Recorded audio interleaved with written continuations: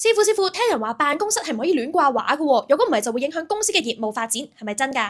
人人都想辦公室有啲色彩，係咪所有人都可以掛畫呢？原來掛畫喺玄學上真係好有學問嘅喎。首先，如果你要掛一啲同動物或者12生肖有關嘅畫，首先就睇下自己有冇相沖啦。譬如馬嘅話係同老鼠有沖嘅喎，如果你真係屬老鼠，咁你就唔好掛馬嘅嘢啦。咁馬亦都有驛馬嘅意思係走動。